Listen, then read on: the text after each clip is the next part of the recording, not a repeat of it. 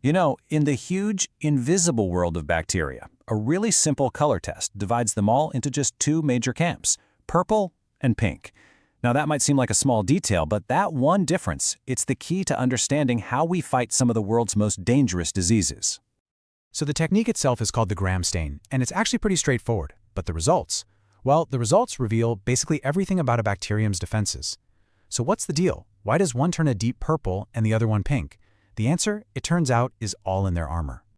And really, it's as simple as this. If it stains purple, we call it gram-positive. If it stains pink, we call it gram-negative. This test has been around for over 100 years, but it's still the very first step doctors take to identify a bacterial threat. And the reason for that color difference comes down to one critical thing: the structure of their cell walls. Okay, let's start with our purple team, the gram-positive bacteria. I want you to think of these as tiny, microscopic fortresses. They're built with a simple but incredibly tough design. Their main line of defense is this massive wall made of something called peptidoglycan. Just picture a super thick, mesh-like armor surrounding the cell. And this is the real key to their color. That purple dye from the gram stain, it gets trapped deep inside this dense layer, and it just can't be washed out. But hey, a brick wall is only as good as its foundation, right?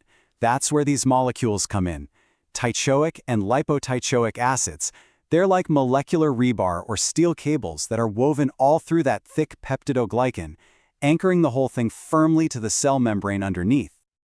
So, the blueprint for a gram-positive bacterium is pretty straightforward. You've got an inner membrane, and it's protected by one single, massive wall of peptidoglycan. It's simple, it's strong, and it's the whole reason they stain purple.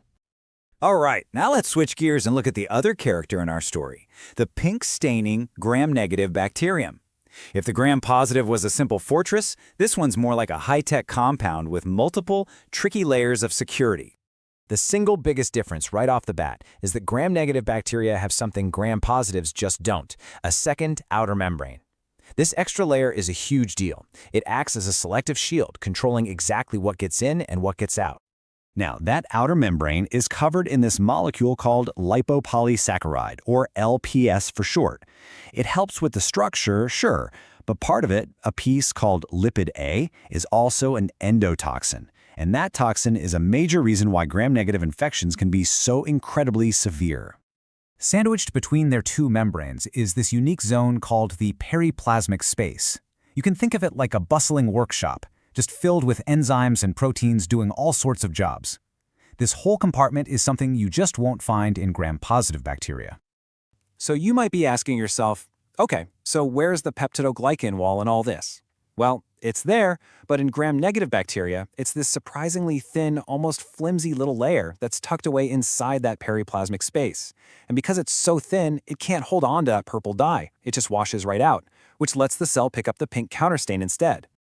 So, the gram-negative blueprint is way more complex, right?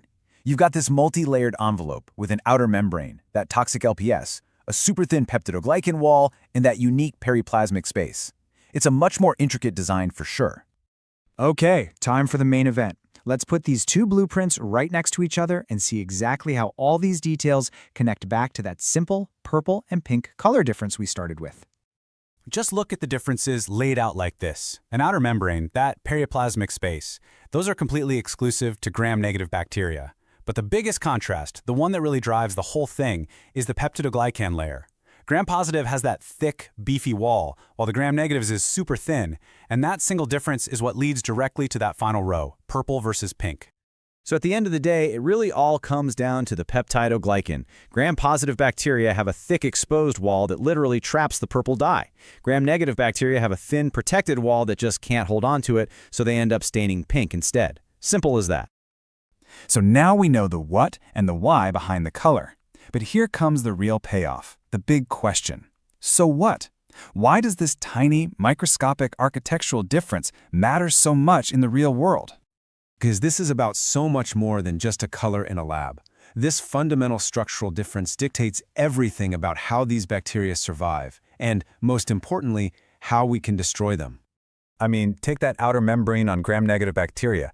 It can act like a bouncer, physically blocking certain antibiotics like penicillin from ever getting inside. And here's the real kicker. Even if you do kill the cell, it releases that toxic LPS, which can make a patient feel even sicker. All of a sudden, knowing the structure isn't just an interesting fact, it's a matter of life and death. So think about it. One has a simple, thick brick wall. The other has a shielded, multi-layer compound with a built-in toxin. Which one of those sounds harder to defeat? The tale of two colors is really a tale of two very, very different fights.